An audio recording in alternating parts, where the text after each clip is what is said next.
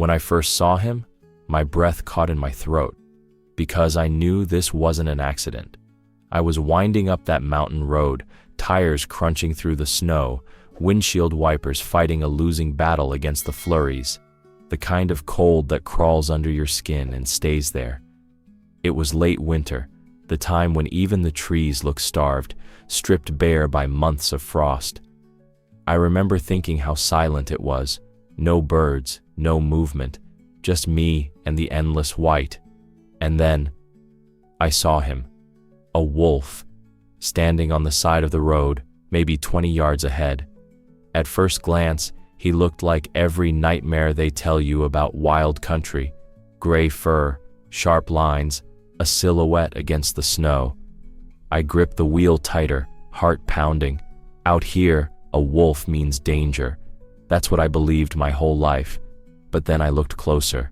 His ribs were showing, every bone sharp as broken glass under that ragged coat. He wasn't standing proud like a predator. He was slumped, hollow. His legs looked like they could give out any second. And his eyes, God, those eyes weren't hunting. They weren't angry. They were pleading, like a man begging for one more chance. I slowed the truck without thinking. He didn't move, didn't growl, didn't run, just stared, like he'd been waiting for me. My stomach tightened. This wasn't normal. Wolves don't just stand there and look at you like that. I cracked the window, breath fogging up the glass. The air was so sharp it hurt to breathe. My lunch was sitting on the seat beside me, half a sandwich, nothing special. And for reasons I still can't explain, I reached over, unwrapped it, and tossed a piece out into the snow. It landed a few feet from him with a soft thud. I expected him to lunge for it, or bolt into the trees. That's what wild animals do, but he didn't. He just lowered his head, slow, like he was ashamed, like taking food from me was some kind of defeat. And then, with this heartbreaking caution, he stepped forward and sniffed it. I swear I heard my own heartbeat over the wind. He didn't rip into it, didn't snarl or fight. He just ate, like someone who hadn't had a meal in weeks, maybe months. Every bite careful, every glance flicking back to me, like he was afraid I'd change my mind. And then, just as silently as he appeared, he turned and walked back toward the tree line. No sound, no threat, just a shadow melting into the snow. I sat there gripping the wheel, staring at the empty roadside, wondering what the hell just happened. I thought that was the last I'd ever see of him, but the mountains don't forget kindness. He didn't look at me like a predator. He looked at me like a man begging for a second chance. I couldn't stop thinking about those eyes.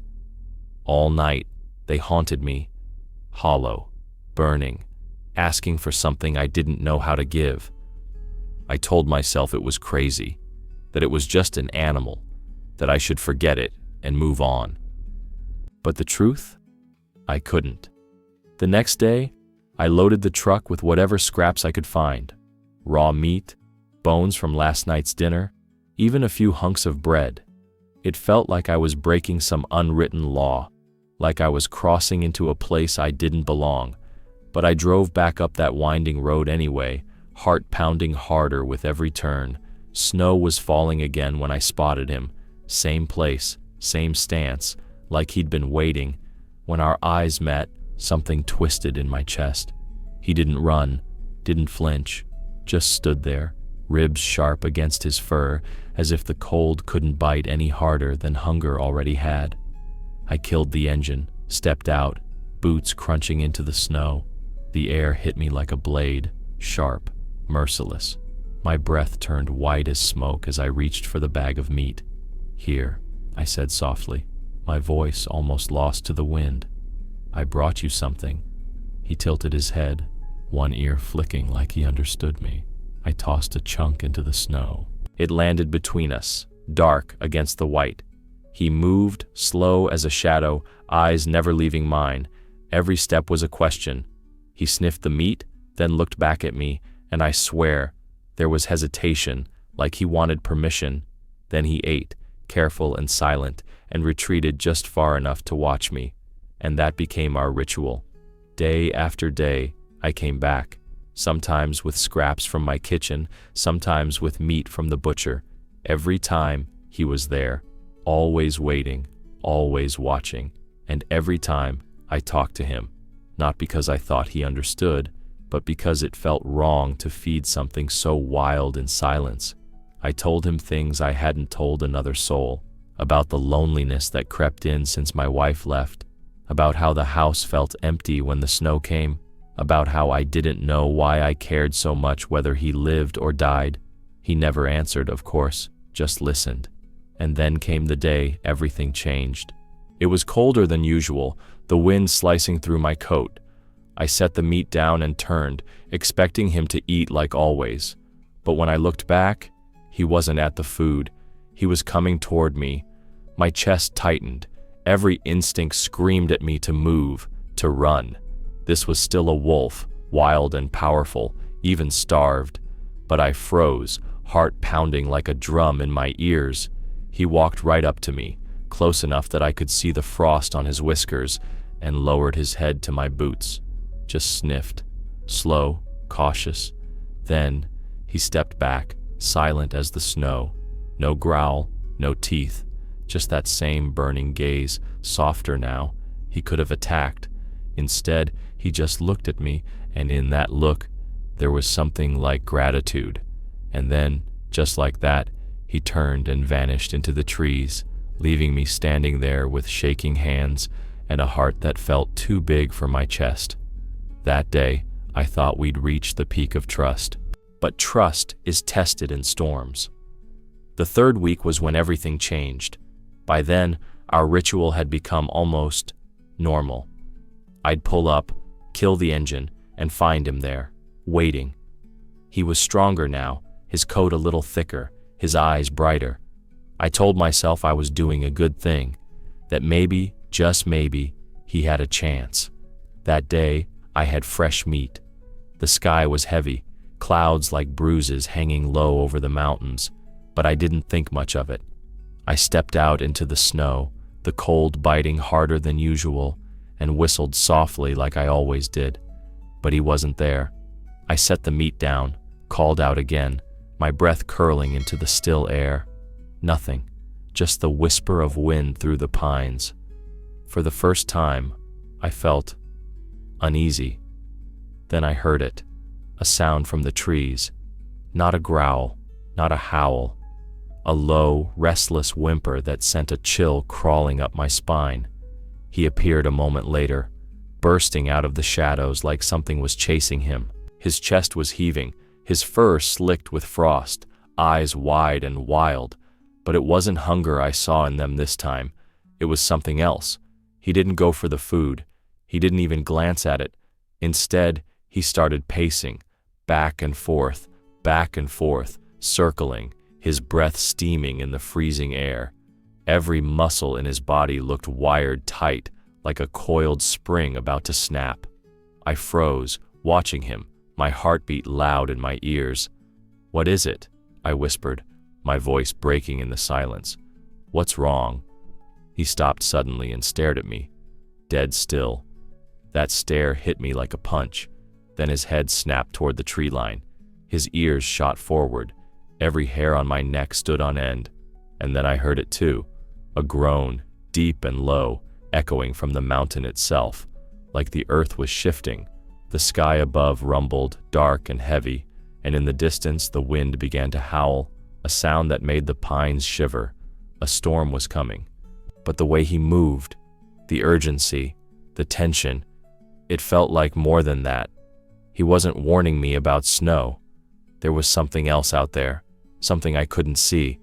He trotted toward the trees, then stopped, turned back, and locked eyes with me again. That look made my blood run cold. He wasn't looking at me anymore. He was looking behind me, and that look made my blood run cold. For a split second, I thought I saw a shadow move through the pines. Big, silent, gone before I could breathe. My throat tightened. I stepped back, clutching the truck door. "What the hell?" He let out a low, urgent growl, not at me, but at whatever was lurking beyond. Then he turned, bolted into the woods, and vanished like smoke in the wind. I stood there in the falling snow, shaking, heart pounding so hard it hurt. I thought he was just hungry. I didn't know he was trying to save my life. The storm didn't just come, it exploded.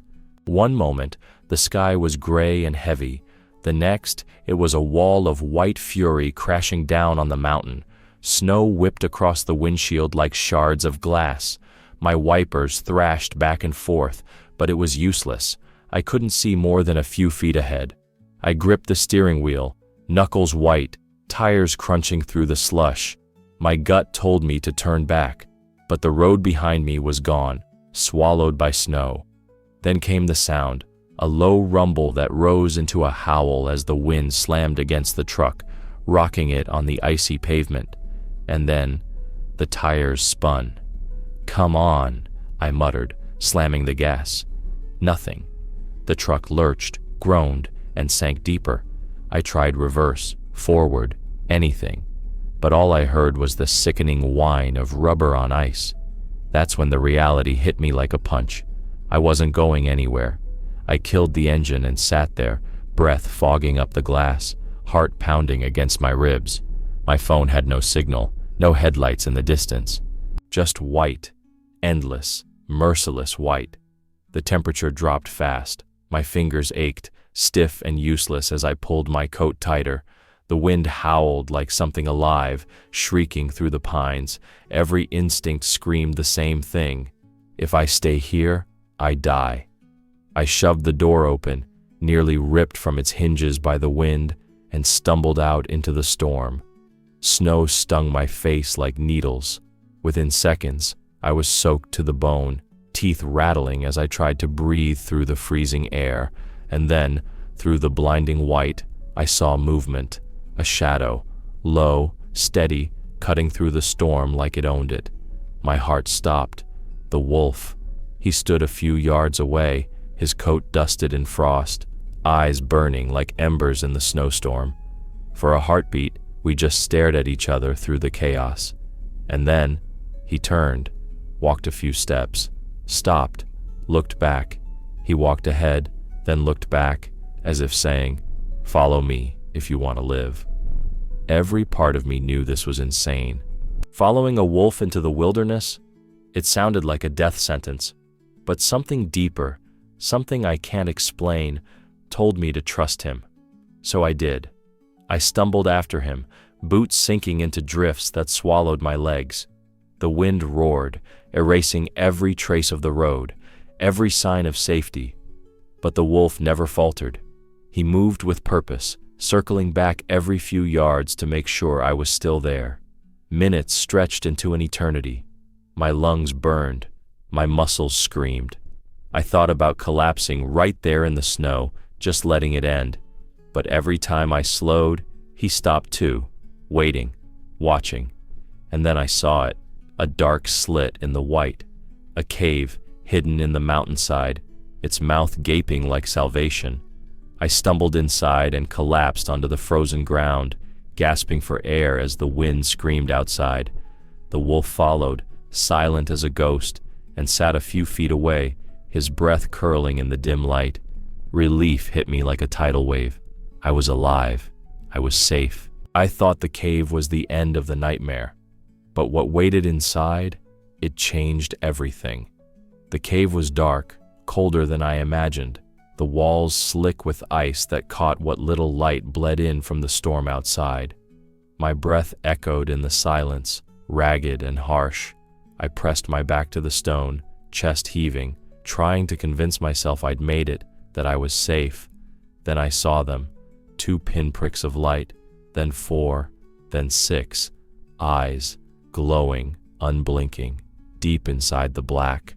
My blood turned to ice, shapes began to emerge, low, silent shadows sliding across the cave floor. Wolves, 3, 4, maybe more. They moved with that slow, terrifying grace predators have when they know there's no escape. I couldn't move, couldn't breathe. My mind screamed for me to run, but my legs were stone. This was it. After everything, the feeding, the trust, the storm. I was about to die in the dark. The wolf, the one I'd been feeding, the one who led me here, stood a few feet in front of me, his body rigid, ears flat. He didn't back away. He didn't look at them like family. He looked at them like a threat. One of the wolves crept closer, lips curling back to reveal teeth that flashed in the dim light. A low growl rumbled through the cave, vibrating in my bones. And then it happened. The starving wolf, my wolf, snapped forward with a snarl so savage it shook the walls. He planted himself between me and them, his body a shield, teeth bared, eyes burning. The other wolves froze, startled by his fury. One lunged, and he hit it like a thunderclap, sending it sprawling across the ice. The cave exploded with sound, snarls, yelps, the scrape of claws on stone. I pressed myself against the wall, heart hammering, hands shaking so hard I could barely hold on to myself. And then, silence. One by one, the other wolves backed away, tails low, growls fading as they melted into the darkness, swallowed by the cave. I just stared, breathless, disbelieving. My wolf, skin and bone just weeks ago, stood tall, chest heaving, fur bristling, like a soldier guarding his post.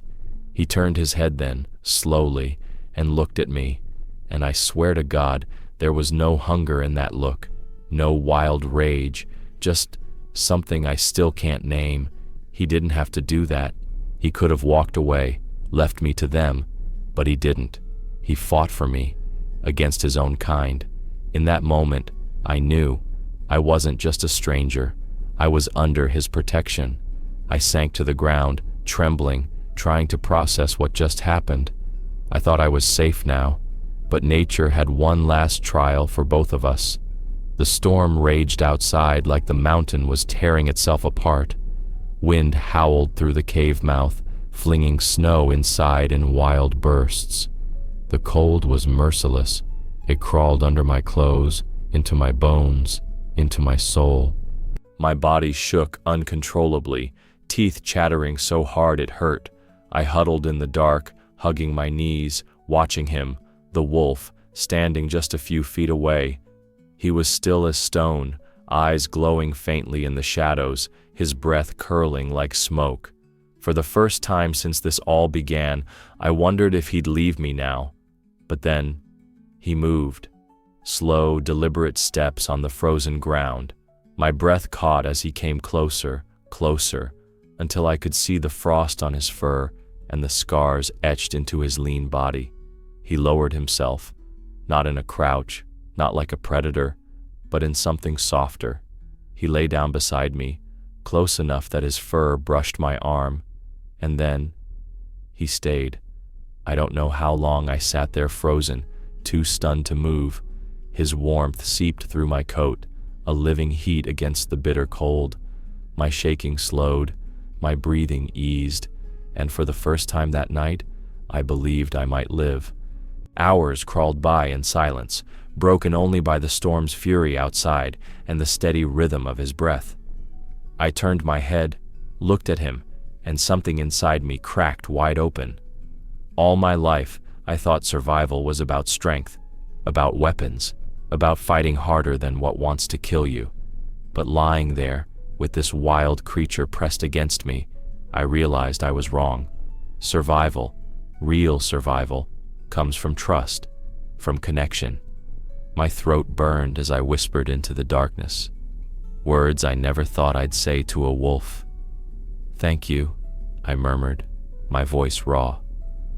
"I don't know why you're doing this, but I swear, I'll never forget." He shifted slightly, the weight of his body settling against mine, and in that moment, I felt it, the steady thud of his heartbeat, strong and relentless, echoing through his chest and into me. I felt his heartbeat against mine, and I understood. We were both just fighting to live. I lay there with tears freezing on my lashes, listening to the storm scream outside, feeling that wild pulse beside me.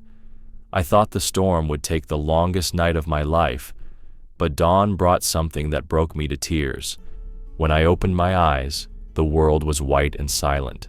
The storm had passed, leaving a pale light that spilled into the cave like liquid silver. My breath still hung in the cold air, but it didn't feel deadly anymore. I moved slowly, every muscle aching, and turned to where he lay. The wolf was awake, sitting now, watching me with those eyes I'd come to know so well, eyes that didn't belong to a mindless predator, but to something older, wiser. I pushed myself up, legs stiff and clumsy, and stepped toward the mouth of the cave. Outside, the mountain glittered like glass, every tree bent under the weight of ice. The road was gone, erased by drifts taller than a man. But the sky was clear. I could make it down, I told myself. If I moved now, I might survive. I turned back to him. "Come on," I whispered. My voice cracked in the silence. "Let's go." But he didn't move. He just sat there, staring at me. And for the first time since this began, I saw something in his eyes that tore me apart. Not hunger, not fear, something heavier, like he knew something I didn't. Then he rose to his feet, and I noticed the limp, a deep drag in his back leg. Blood had dried along his fur, hidden in the shadows of the night. He'd fought harder than I realized. For me. I opened my mouth to speak, but before a word left my lips, he turned and walked out into the blinding snow. "Wait!" I stumbled after him, boots crunching through the ice. He didn't stop, didn't look back. He climbed higher, toward the ridge above the cave, his body a gray silhouette against the white. When he reached the top, he lifted his head and howled. The sound split the air, low, raw, echoing through the mountains like a cry torn from the earth itself. And then, movement. From the trees below, a shape emerged. A deer, thin, trembling, one leg twisted at an unnatural angle. It limped through the drifts, drawn by the wolf's call, like prey answering a summons it couldn't resist. I froze, my chest constricted as the truth hit me like a hammer. He could have killed me that first night. He could have ripped me apart in the cave when hunger burned brightest. But he didn't. He chose not to.